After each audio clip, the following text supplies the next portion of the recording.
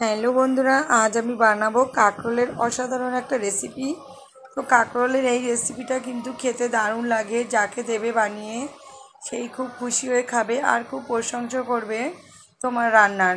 চলো তাহলে ভিডিওটি দেখে নিই। তো আমি কিন্তু কাঁকরোলের রেসিপিটা করার জন্য অনেকটা কাজই এগিয়ে রেখেছি।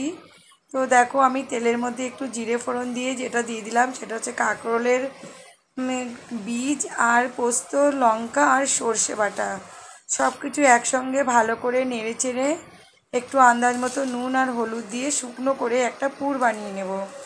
তো শুকনো করে পুরটাকে কিন্তু বানিয়ে নেব, বানিয়ে নিয়ে এখানে তুলে রাখবো। কিন্তু কাঁকরোলটাকে যেটা আমি করেছি, কাঁকরোলটাকে ভালো করে ছুলে তারপরে ভেতরের বীজগুলোকে বের করে নিয়েছি।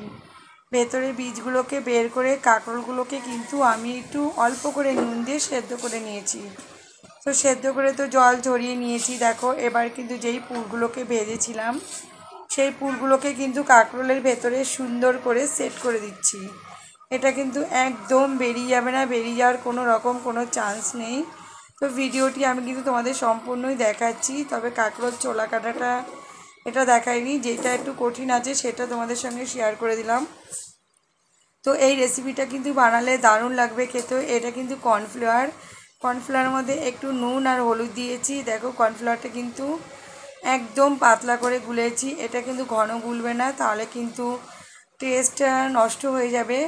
তাই একদম পাতলা করে গুলেছি যাতে কোনো রকমের পুরটা বেরিয়ে না যেতে পারে।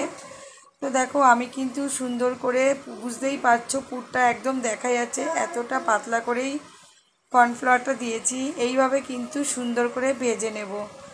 আর এটা কিন্তু ভাজতে একদম টাইম লাগে না, যতটা ভালো খেতে লাগে। আর এই রেসিপিটা বানাতেও কিন্তু দারুণ মজা। মানে যে বানিয়েছো সে তো জানোই যে রেসিপিটা কেমন লাগবে। আর যে বানাওনি সে অবশ্যই ট্রাই করবে। আশা করি পরিবারের সবার ভালো লাগবে এই রেসিপিটি আমি আগেও অনেক দিন আগে একবার বানিয়েছিলাম। তো ভাবলাম এখন আমার পরিবারে অনেক নতুন বন্ধুরা যুক্ত হয়েছে, তো তাই ভেবে আমি রেসিপিটি আবারও বানালাম। কেননা এই রেসিপিটি আমি ঘরে বানাই, খেতে ভালো লাগে, আমার পরিবারের সবার খুব পছন্দের একটা রেসিপি। এরকম কাঁকরোল দিয়ে যদি এরকম একটা রেসিপি হয় তো দারুণ লাগে। দেখো, আমি কিন্তু উল্টে পাল্টে দিচ্ছি। কাঁকরোলে কিন্তু পুরটা কিন্তু কোনো রকম বেরায়নি আর বেরাবেও না। যেহেতু আমি কাঁকরোলের পুরটাকে একটু কর্নফ্লাওয়ার দিয়ে কভার করে দিয়েছি, তাই বেরাবে না। দেখো কেমন হয়েছে। এই কাঁকরোলের রেসিপিটা যদি ভালো লাগে অবশ্যই লাইক কমেন্ট করবে। প্লিজ বন্ধুরা পাশে থাকবে আর বন্ধুদের সঙ্গে একটু রেসিপিটা